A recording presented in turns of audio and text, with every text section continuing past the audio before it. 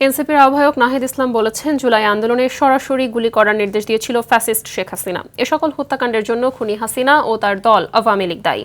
গণহত্যাকারী ফ্যাসিস্টদের নিজ দেশে আশ্রয় দিয়েছে ভারত। দুপুরে চুয়াডাঙ্গা শহরের শহীদ হাসান চত্বরে আয়োজিত নবম দিনের পথসভায় এমন মন্তব্য করেন তিনি আরও বলেন, চুয়াডাঙ্গা সহ বাংলাদেশের সীমান্তবর্তী এলাকায় গত ৫৪ বছর ধরে নিরপরাধ মানুষকে হত্যা করছে বিএসএফ। বিএসএফ কোনো সীমান্তরক্ষী বাহিনী নয়, সেটি একটি খুনি বাহিনীতে পরিণত হয়েছে। বাংলাদেশের মানুষকে খুন করাই যেন তাদের একমাত্র দায়িত্ব। কিছুদিন আগেও চুয়াডাঙ্গার দর্শনা সীমান্তে এক কৃষককে গুলি করে হত্যা করে তার লাশ নিয়ে যায় বিএসএফ। গতকাল রাতে সে লাশ ফেরত দেয়।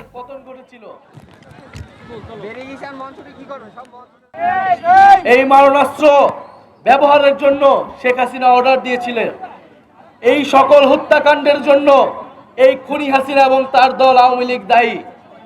এবং এই খুনি হাসিনা এখন ভারতে অবস্থানরত আছে। ভারত সরকার গণহত্যাকারী, সন্ত্রাসী, ফ্যাসিস্ট সংগঠনের নেতাকর্মীদের নিজ দেশে আশ্রয় দিয়েছে।